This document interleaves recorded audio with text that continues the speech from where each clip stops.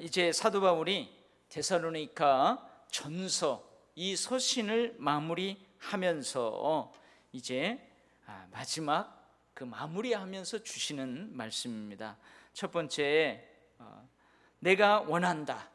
내가 원한다. 근데 뭘 원한다고요? 평강의 하나님이 친히 너희를 온전히 거룩하게 하시기를 내가 원한다. 그렇게 했어요. 여러분, 여기에서 이제 평강의 하나님이라고 그래요. 이제 뒤에 가서도 마지막에 우리 주 예수 그리스도의 은혜가 그러잖아요.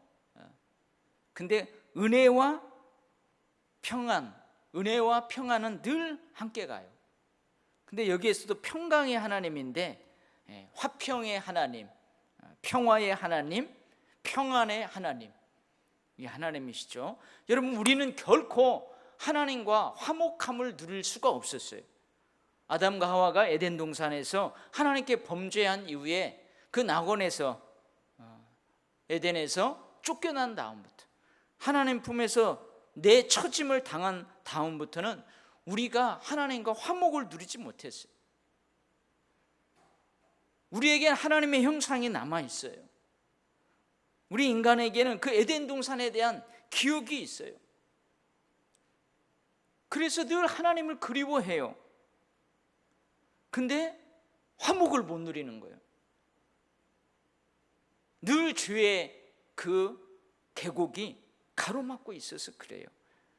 근데 우리가 하지 못하는 이것을 하나님이 이루어 주셨어요. 누구를 통해서요? 예수 그리스도를 통해서 피조물인 우리 인간들과 뿐만이 아니고 온 피조 세계와 하나님께서 화목을 이루셨어요.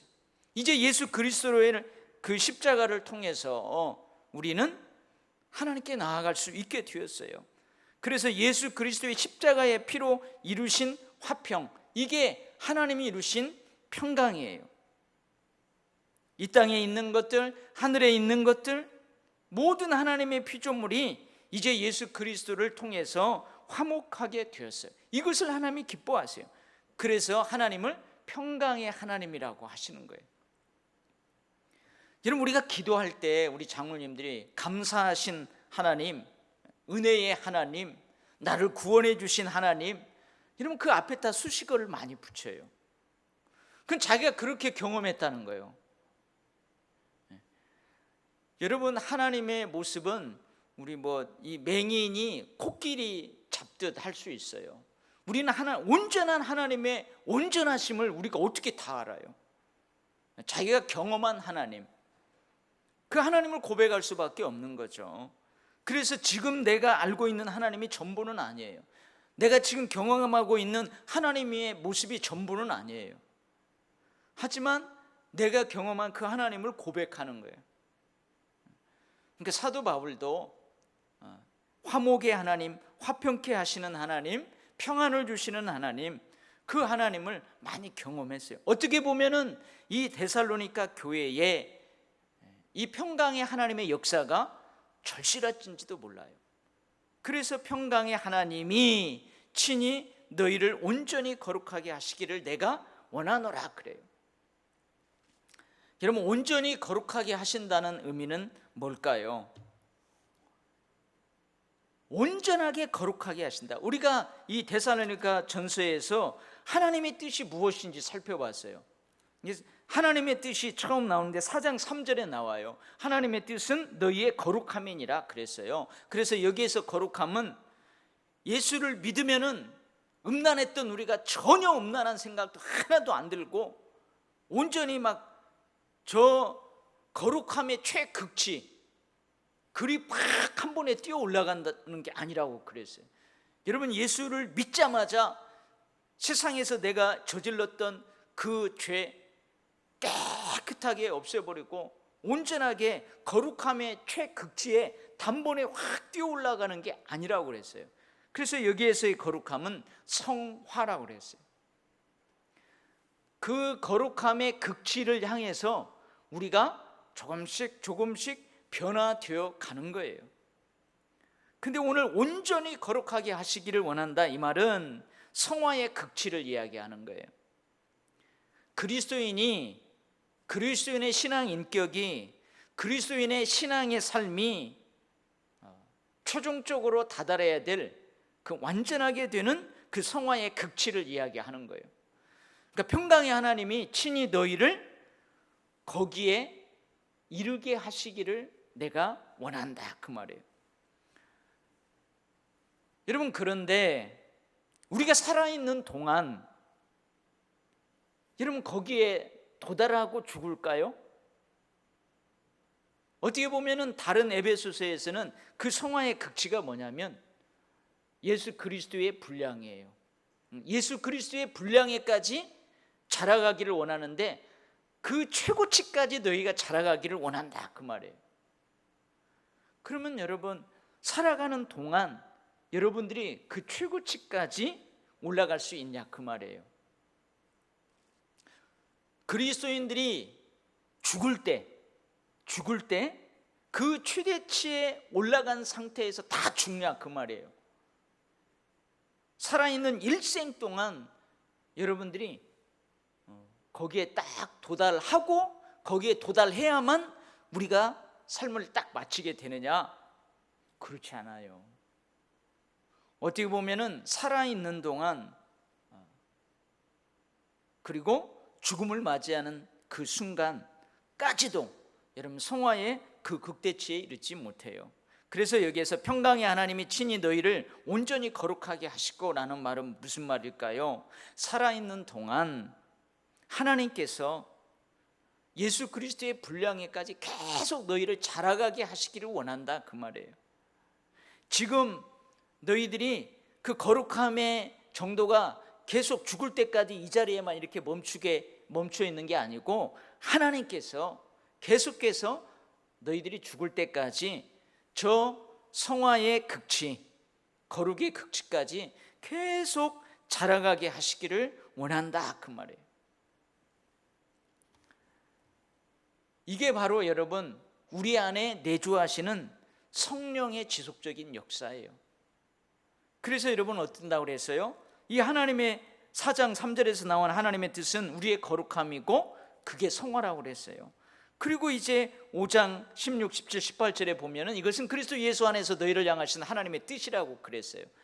그래서 이 앞에서 나오는 성화와 이 하나님의 뜻, 데살로니가서 5장 16, 17, 18절은 깊은 연관이 있다고 그랬어요. 그래서 내주하시는 성령의 역사로 인하여서 우리가 그 극대치를 향해서 살아있는 동안 계속 나가야 돼요. 하나님 우리를 그렇게 이끄세요. 내주하시는 하나님의 영이신 성령께서 우리를 그렇게 이끄세요. 그래서 항상 기뻐하는 것, 쉬지 말고 기도하는 것, 범사에 감사하는 것은 우리를 그 성화의 극대치, 그 최고점으로 인도하시는 성령의 역사이면서 내가 지금 어디 정도까지 와 있는가, 내가 어느 수준에 와 있는가, 나의 그 성화의 정도를 또한 측정해 볼 수 있는 기준점이 되기도 하고요. 그런다고 그랬어요.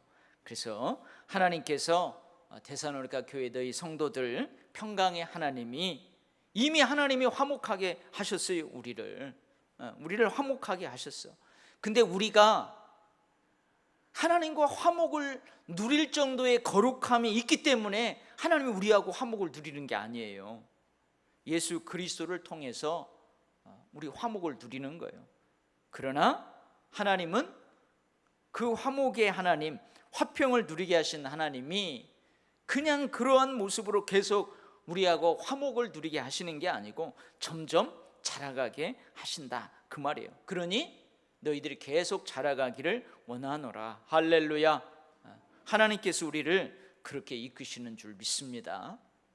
여러분 생각을 해봐요.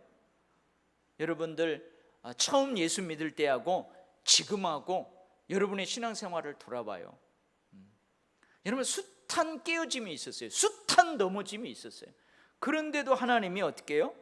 평강의 하나님이 우리의 손을 잡고 또 일으켜서서 또 여기까지 왔어요. 그래서 여러분이 처음 신앙생활할 때의 그 거룩성, 그 거룩함 지금하고 한번 비교해봐요. 많이 좋아졌을 거예요. 하나님이 여기까지 이끄셨어요.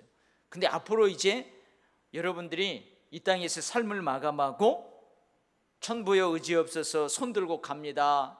그러면서 이제 천국에 계신 하나님 앞에 다 가는 그때, 여러분 삶을 돌아봤을 때에 내가 극대치에는 도달하지 못했지만 지금까지 계속 여러분들이 높이 높은 곳을 향하여서 온 그 길을 바라볼 때, 아, 하나님의 인도하심이 있었구나. 깨어지고 부서지고 쓰러지고 넘어지면서 여기까지 하나님이 나를 인도하셨구나. 할렐루야. 여러분, 그게요, 우리가 하나님이 우리에게 주시는 평안인 줄 믿습니다. 여러분, 하나님께서 주시는 이 평안이 없으면, 여러분 죽을 때 내가 극대치에 도달하지 못했는데, 예수 그리스도의 분량 못 채웠는데 죄책감으로 여러분 그 죽음을 직면하는 거예요. 그러나 극대치에 이르지 못했다 할지라도 하나님께서 이 수준까지 나를 계속해서 이끄셨구나. 할렐루야. 그렇게 될 수 있기를 바랍니다. 멈추지 말고 계속해서 하나님의 이끄심대로 저 높은 곳을 향해서 우리가 계속해서 나가기를 원합니다. 아멘. 그 다음에 뭐라고 하냐면, 너희의 온 영과 혼과 몸이 흠없게 보존되기를 원하노라. 언제까지요? 우리 주 예수 그리스도께서 강림하실 때까지. 이것은 뭐라고 그랬어요? 여러분, 내가 살아있을 때 예수 그리스도께서 이 땅에 재림하실까요? 강림하실까요? 그거 몰라요. 그건 아무도 몰라요. 그러나 내가 살아 생전에 예수님이 오실 가능성은 나는 희박하다고 봐요. 어떤 사람은 말세가 가까웠으니까 혹 내가 100살까지 산다면 120살까지 산다면 그때 역사적 종말이 있을지도 모른다고 한 80% 이상 확신하는 사람들도 있어요. 근데 제가 봤을 때는 제가 살아 생전에는 주님이 재림하실 확률은 희박할 것 같아요. 그러나 여러분, 개인의 종말은 확실해요. 여러분, 개인의 종말, 내 죽음은, 여러분 앞으로 100살이다 그러면은 제가 지금 55살이니까요 앞으로 45년, 어메 45년까지 살 수 있을까? 분명히 있어요. 그러나 내가 개인의 종말을 맞이하는 그때도 아무도 모르죠. 나도 몰라요. 내가 언제 죽을지 내가 어떻게 알아요? 그러나 역사적인 종말하고는 비교해서 분명히 나의 개인의 종말은 좀 더 가까이, 아주 가까이 있다는 것을 알아요. 여러분, 그때까지 나의 영과 혼과 몸이 흠없게 보존되기를 원하노라. 너희들의 온 영과 몸과 혼이 흠없게 보존되기를 원하노라. 그러는 거예요. 여러분, 오늘 이 말씀에서 영이 나와요. 영, 혼, 몸. 이것을 좀 어려운 말로 우리 인간의 구성요소 3분설이라고 그래요. 3분설. 세 가지를 구성요로 영, 혼, 몸. 또 2분설이 있어요. 영혼, 몸, 또는 영과 몸, 또는 혼과 몸. 이렇게 해요. 우리가 조금만 생각하면은 뭐 2분설이든 3분설이든 이게 뭘 의미하는지 그 의미를 알면 돼요. 여러분, 영은 우리 몸에서 영은 어느 공간에 있는 게 아니에요. 그죠? 여러분, 우리 몸에서 마음도 어느 공간에 있는 거 아니에요. 여러분들 손은 어디예요? 손은, 내 몸에서 손은 어디예요? 여기에요. 손이라는 공간이 여기 있어요. 눈은 어디예요? 여기에요. 눈이. 그럼 마음은 어디에 있어요? 마음은 어디에 있어요? 마음은요, 어느 공간에 있다고 할 수 없어요. 근데 우리가 그냥 마음 하면 이 심장인 여기를 가리키죠. 심장 뛰고 있는 여기를 가리킬 뿐이에요. 영도 마찬가지. 여러분들, 내가 몸이 영으로 이루어졌어요. 구성요소 중에 하나가 영이래요. 영적인 영역이 있대요. 그러면 여러분의 영이 공간적으로 가르칠 때 한번 가르쳐 봐요. 영이 어디에 있어요? 여러분의 영이. 여러분의 영은 어느 영역을 보고 영이라고 그래요? 우리 몸에서 손, 발, 눈, 코, 입처럼 어느 공간에 딱 지정되어 있는 그 공간을 이야기할 수는 없어요, 영이. 그래서 영은 의미예요, 의미. 그래서 어느 목사님이 이 영에 대해서 자기가 어린 시절에 경험했던 것을 가지고 설명을 해주는데, 제가 그 말을 듣고 맞다, 우리 성도들한테 영을 설명할 때 저렇게 설명해 주면 좋겠다. 그래서 여러분, 이 영을 이렇게 설명합니다. 어느 목사님이요, 자기의 어린 시절 그 기억을 떠올리면서 이야기를 해주는 거예요. 근데 자기는 모태신앙이래요. 어머니 아버지가 신앙이 좋았어요. 그 자녀들, 형도 있고 동생도 있고 식구들이 있어요. 그러면은 이제 가정 예배를 드린대요. 그러면 이 여름날 같은 때에는 일을 다 마치고 저녁에 어떻게 모닥불 딱 피워놓고 빨리 꽁보리에다가 풋고추 촥 찍어가지고 찬물에다 말아가지고 그냥 밥 먹고, 그리고 엄마가 감자 삶아주면 평상에 앉아갖고 그 감자 딱 먹은 다음에 이제 예배를 드린대요, 예배. 근데 그렇게 예배를 드릴 때에 우리 사람뿐만 아니고 꼭 옆에 누가 있어요? 집에서 키우는 똥개도 식구들이 예배 드릴 때 그 평상 옆에 딱 있다는 거예요. 그래서 가족들이 아버지가 오늘 찬송 몇 장 해자 그러면은 우리들은 막 간절하게 막 기쁘게 찬송을 하는데, 아무리 기쁜 찬송을 해도 이 옆에 있는 똥개는 어떻게 해요? 찬송 안 하고 가만히 이러고 있대요. 엄마가, 아빠가 야 우리 기도하자 그러면은 우리는 다 눈 감고 기도하는데, 기도하자고 해도 한 번도 이 똥개는 눈 안 감는데요. 이게 무슨 말이에요? 영은 하나님과 교통하는 영역이에요. 하나님과 교통하는 영역. 그래서 이 영은 사람에게는 있지만 짐승에게는 있어요, 없어요?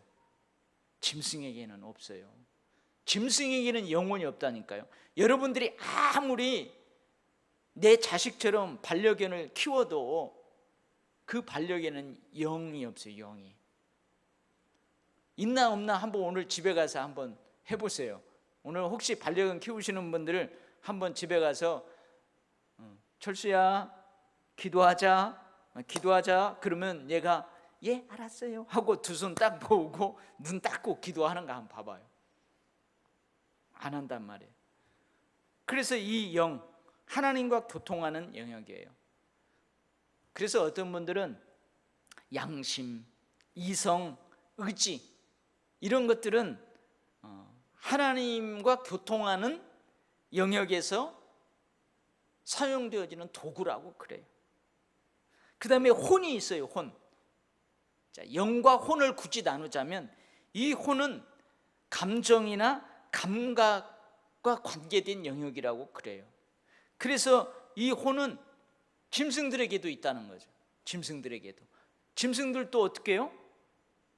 여러분 찬송 왜 안 해? 하고 그 똥개를 때리면은 얘가 찬송은 못해요. 안 해요. 찬송은 절대 안 해. 못해.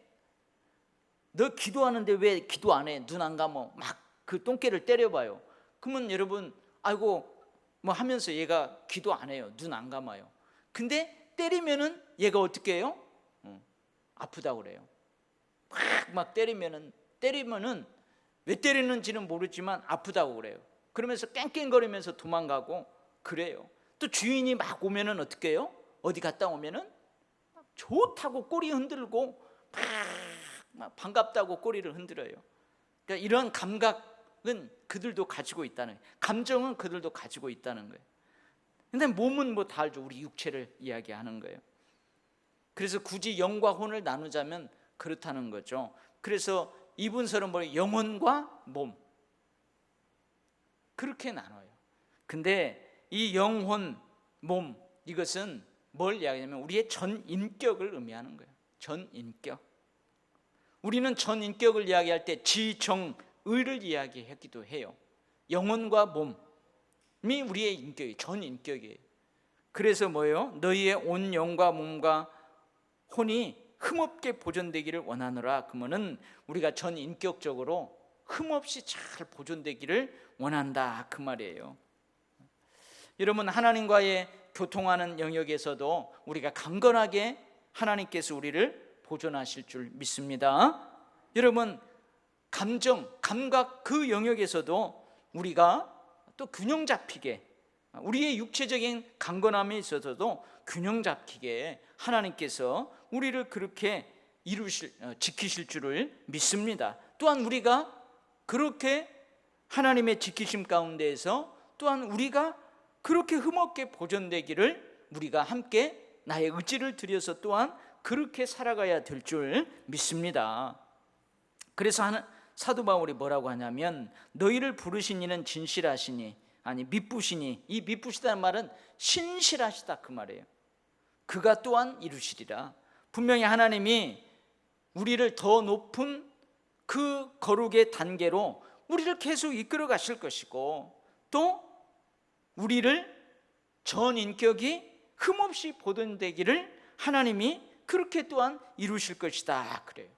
근데 여기에서 뿐만이 아니에요. 이런 빌립보서 1장 6절에서도 사도 바울이 그러죠. 너희 안에서 착한 일을 시작하신 이가 그리스도 예수의 날까지 이루실 줄을 우리는 확신하노라. 누가 이루신대요? 하나님이 이루신대요. 우리 안에 거하시는 하나님의 영이신 성령이 이루신대요. 그 다음 베드로전서 1장 5절도 너희는 말세에 나타내기로 예비하신 구원을 얻기 위하여 믿음으로 말미암아 하나님의 능력으로 보호하심을 받았느니라. 우리가 구원 얻기까지, 천국에서 온전한 구원을 누리기까지 하나님께서 우리를 능력으로 그렇게 보호해 주신대요. 할렐루야.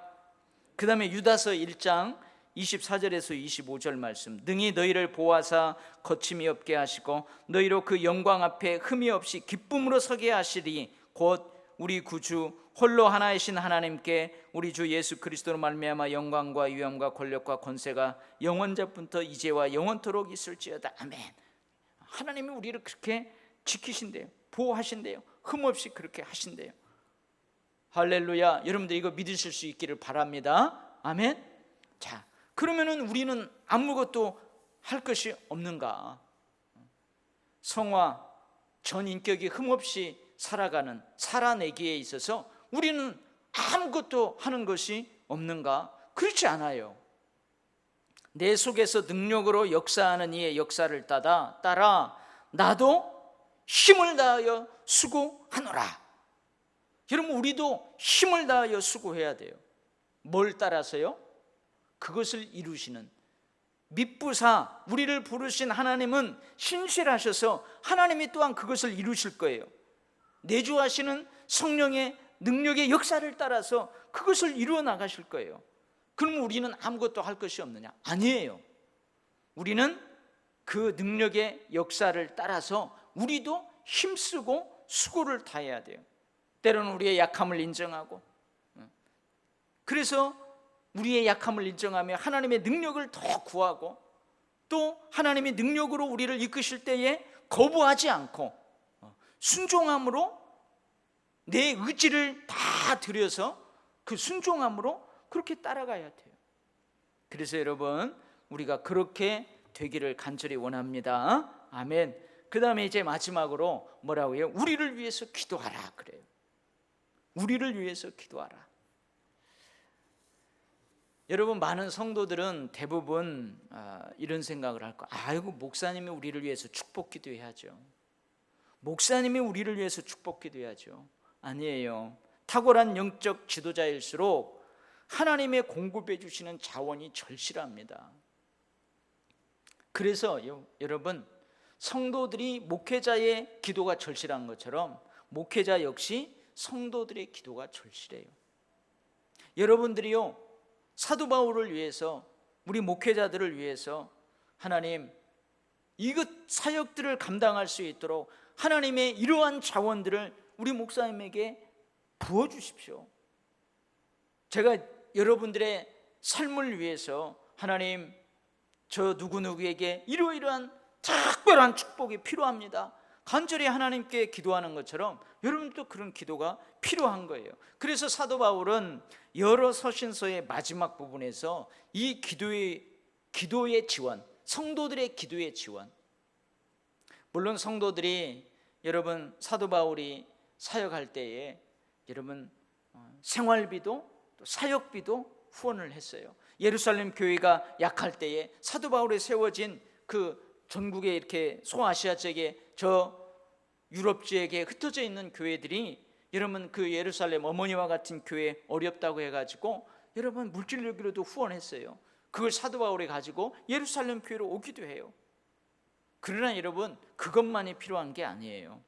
성도들의 기도의 지원이 절실해요. 특별히 탁월한 영적 지도자일수록 그런 거예요. 그래서 기도의 지원을 요청해요. 근데 오늘 여기뿐만 아니에요. 로마서에서도 그래요. 서신을 마무리하면서 우리를 위해서 기도해다오. 에베소서에서도 그래요. 우리를 위해서 기도해다오. 여러분 빌립보에서도 그래요. 우리를 위해서 기도해다오. 골로새에서도 그래요. 빌레몬서에서도 그래요. 우리를 위해서 기도해다오. 여러분 저도 여러분을 위해서 그저 그냥 해야 되니까 기도하는 게 아니고 진짜로 내 자식을 위해서 기도하는 것처럼, 내 부모를 위해서 기도하는 것처럼, 내 형제자매를 위해서 기도하는 것처럼 그렇게 기도해야 되지만요, 여러분들도 저를 위해서 기도할 때 그냥 입에 배인 게 아니고 정말로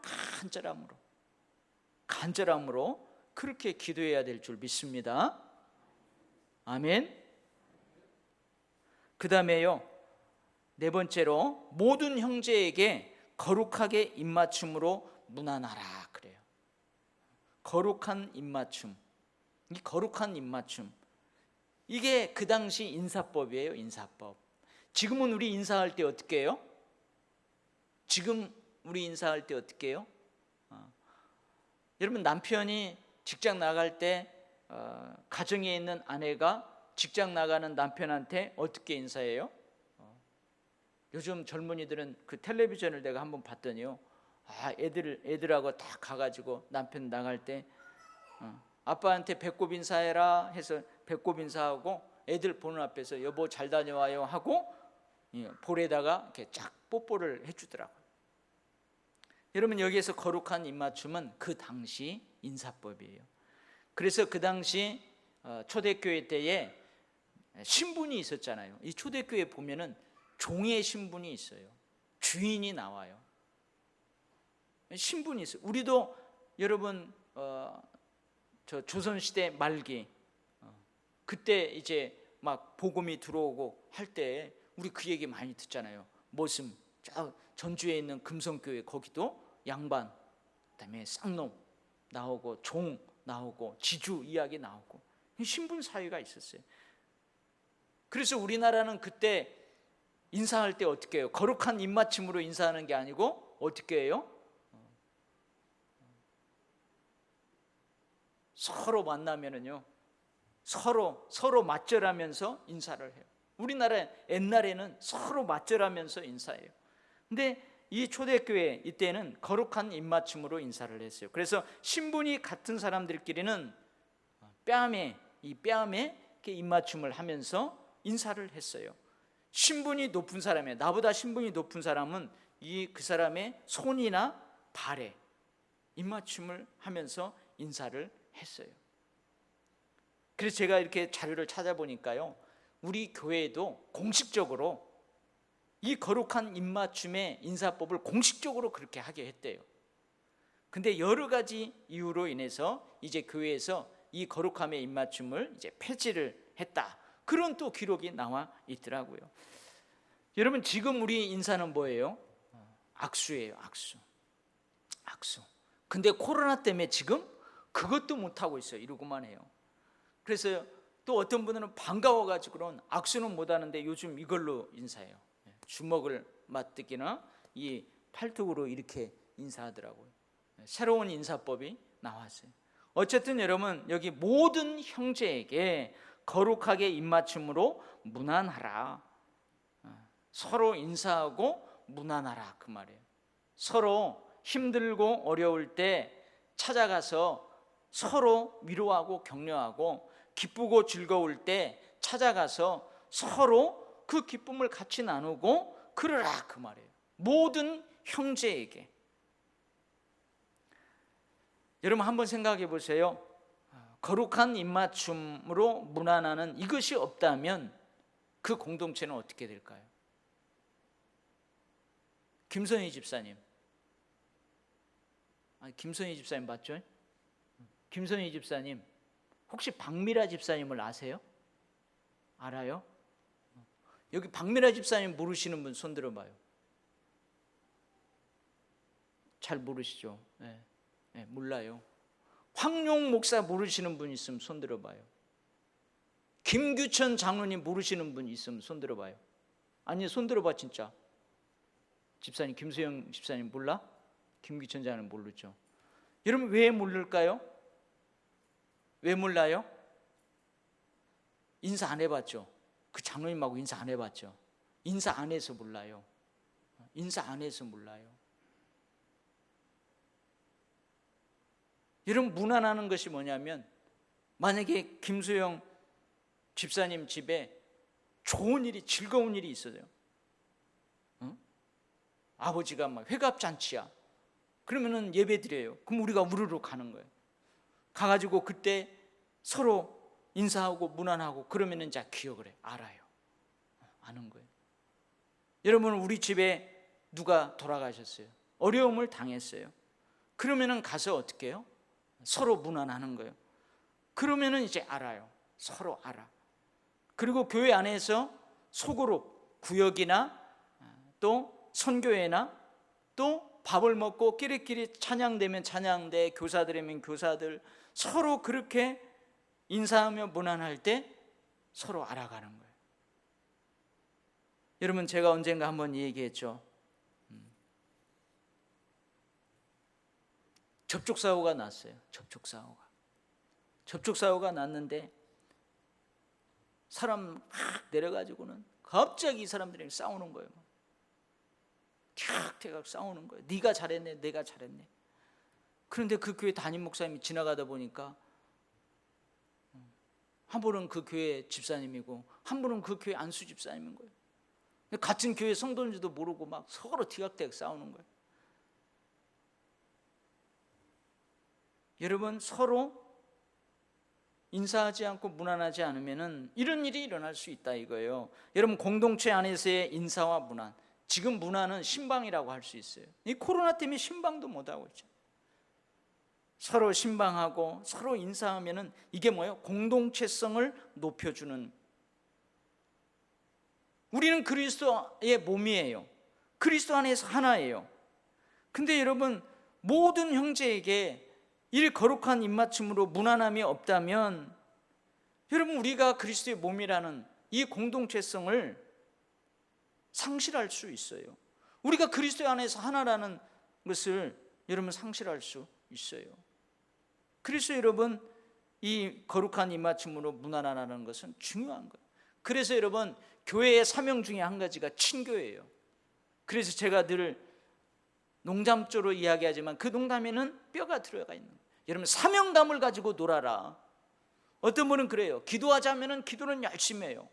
근데 우리가 윷놀이를 통해서 전교인 친교합니다. 그러면 그 윷놀이 뭐가 중요해? 하고 참석하지 않는 분도 있어요. 구역장임에도 그냥 가버려요. 근데 구역장이 구역원들을 다 오라고 해가지고 자기 구역 식구만 아니고 옆에 있는 구역들, 새가족들 서로 인사시키고 이렇게 하고 그러면은 여러분 그 공동체성을 높여주는 거예요. 그래서 어떻게 해요? 서로 문안하라고 그래요. 근데 여러분 이렇게 하는 이유가 있어요. 저 뒤에서도 이제 이야기를 하겠지만요. 이 데살로니가 교회, 그리고 데살로니가 교회뿐만이 아니고 사도 바울이 소아시아 지역, 이쪽에 그 아가야 지역, 고린도 지역, 저 데살로니가, 저 마게도냐 지역, 나중에는 저 이탈리아대 그 유럽 거기까지 가면서 교회를 다 세우면은 그 교회는요 여러 사람들이 있어요. 특히 유대인 그리스도인들이 있어요. 유대교의 신앙을 가졌다가 예수님을 그리스도로 믿고 그리스도인이 된 사람들이 있어요. 그리고 유대교의 배경이 없어요. 그냥 이방인이에요. 이방의 여러 신들을 섬기다가 사도 바울이 전한 복음을 듣고 예수 그리스도를 나의 주님으로 고백해서 그리스도인이 된 사람이 있어요. 그러니까 교회 안에 여러분 여러 사람들이 있다 그 말이에요. 그래서 여러분 서로 데살로니가 교회도 모든 형제에게 거룩한 입맞춤으로 서로 문안하라 그 말이에요. 할렐루야. 여러분 우리 교회도 이제 이러한 거룩한 입맞춤으로 문안하는 이러한 일들을 통해서 우리는 하나다, 우리는 그리스도의 몸이다, 공동체성이 더 끈끈하여지기를 간절히 바랍니다. 아멘. 그 다음에요, 이 모든 형제에게 이 편지를 읽어주라 그래요. 27절 내가 주를 힘입어 너희를 명하노니 모든 형제에게 이 편지를 읽어주라. 근데 여러분 모든 편지를 읽어주라 그 앞에가 아주 살벌해요. 사실은 그게 무슨 말이냐면 내가 주를 힘입어 너희를 명하노니, 이게 사실은 살벌한 거예요. 살벌한 말씀이에요. 좀 내가 살벌하다는 표현을 썼는데 이게 뭐냐면요, 엄하게 명령한다는 거예요. 엄숙하게 명령한다는 거예요. 아니 모든 형제에게 이 편지를 읽어주는 거, 아니 그거 이야기하는데 마치 그렇게 안 하면은 막 내가 가서 혼내주겠다고, 그렇게 안 하면은 혼날 줄 알라고. 만약에 우리 그러잖아요, 부모님이 자식한테 너 이렇게 해라. 근데 어떻게 해요? 아주 엄하게 너 내가 오늘 밖에 가서 저 일하고 올 텐데 너 마태복음 1장 다 안 읽어놓으면 너는 죽을 줄 알아라, 막 이런 거나 마찬가지. 마태복음 1장 안 읽어놓으면 너는 밥도 못 먹을 거야. 너는 쫓겨난다. 오늘 저녁에 집에서 잘 생각 말어. 저 옆에 있는 저 염소 그 외양간에서도 잘 줄 알아. 꼭 읽어. 그런 때가 있어요. 엄하게. 여기 지금 그 말이에요. 내가 주를 힘입어 너희를 명하노니, 아주 엄하게 명령을 한다 그 말이에요. 이 말은 뭐냐면요, 이 편지를, 이 데살로니가 전서를 한 성도들도 빠짐없이 다 읽도록 하라는 거예요. 한 성도도 빠짐없이 다 읽도록 하라는 거예요. 왜 그래요? 올바른 신앙관을 위해서 한 사람도 빠짐없이 다 읽으라는 거예요. 나는 거기에 보면 자신이 있어, 나는 안 읽어도 돼. 아니에요. 다 읽으래요. 다. 이 말은 아까 제가 이야기한 것처럼 데살로니가 공동체에는 회심한 유대인 그리스도인이 있어요, 회심한 이방인 그리스도인이 있어요. 근데 회심한 이방인 그리스도인이든 유대인 그리스도인이든 또 어떤 이 말씀에 대해서 관심이 있든 없든, 그리고 또 여러분 이 데살로니가 교회 안에는 글을 아는 사람도 있고 모르는 사람도 있을 거예요. 그럴 거 아니에요. 근데 글을 모르는 사람들이건 글을 아는 사람들이건 관심이 있는 사람이건 관심이 없는 사람이거든, 유대인 그리스도인이든 이방인 그리스도인이든 한 성도도 빠짐없이 다 읽도록 하라는 거예요. 만약에 그 사람이 글을 모르면은 읽어주래요. 읽어주라는. 여러분 분명히 이 이유가 있지 않겠어요? 왜 이렇게 엄하게 아주 이 편지를 읽으라고 하는가? 여러분 모두가 다 올바른 신앙을 갖기 위해서 그래요. 그리고 마지막에 뭐라 그래요? 우리 주 예수 그리스도의 은혜가 너희에게 있을지어다. 이것은 축복이에요. 축복을 선언하는 거예요. 근데 서신서의 처음과 끝부분에서 이 사도의 축복이 늘 언급되잖아요. 시작할 때에도 축복하고 끝날 때에도 축복으로 끝나요. 근데 특별히 오늘은 우리 주 예수 그리스도의 은혜가 너희에게 있을지어다. 그런데 다른 서신에 보면은 우리 주 예수 그리스도의 은혜와 평강이 너희에게 있을지어다. 그래서 은혜와 평강은 항상 같이 가요. 여러분 은혜가 넘치는 곳에 평안이 있어요, 화목이 있어요, 화평이 넘쳐나요. 할렐루야. 여러분 예수 그리스도가서 주시는 그 은혜가 이 공동체 안에 넘쳐나야 여러분 이 안에 화목이 있고 화평이 있고 평강이 있는 거예요. 여러분, 예수 그리스도로 말미암아 하나님께서 화목하게 하셨다는 그 은혜가 우리 안에 넘치는 거예요. 너하고 나하고 달라. 나는 유대인이었었고 너는 이방의 많은 신들을 섬겨. 달라. 내 관심사는 이 부분이야. 네 관심사는 이 부분이야. 서로 달라.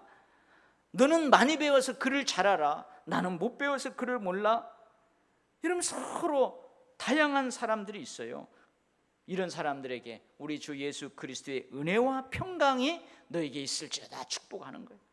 근데 예수 그리스도로 말미암는 은혜가 있으면 여러분, 출신 성분이 어떻든, 관심사가 어디에 있든, 많이 배웠건 적게 배웠건 그 사람들 마음에 그 공동체에 은혜가 넘치면 화목이 있어요. 비교하면서 서로 열등감에 빠지고, 내가 조금 말 잘못하면 저 사람 상처받을까 막 어떻게 할 줄 모르고, 그런 거 없어요. 그래서 이건 축복이에요. 우리 주 예수 그리스도의 은혜와 평강이 너희에게 있을지어다. 그래서 은혜와 평강은 함께 가는 거예요. 여러분, 이것도 한번 빼봐요. 아까 거룩하게 입맞춤으로 문안하라, 그것을 그 공동체에서 뺐을 때에 어떤 일이 벌어질까 상상이 되잖아요. 근데 주 예수 그리스도의 은혜가 그 공동체에서 빠졌다고 생각해봐요. 근데 예수 그리스도의 은혜가 거기에 있으면 우리 서로 화목해요. 화평해요. 평안을 누릴 수 있어요. 그 교회 가면 평안해요. 그 사람 만나면 평안해요. 서로 함께 모이면은 얼마나 좋은지 몰라요. 그래서 우리 주 예수 그리스도의 은혜와 평강이 너에게 있을지어다. 이건 놀라운 축복이에요. 할렐루야. 기도하겠습니다. 하나님 아버지, 감사합니다.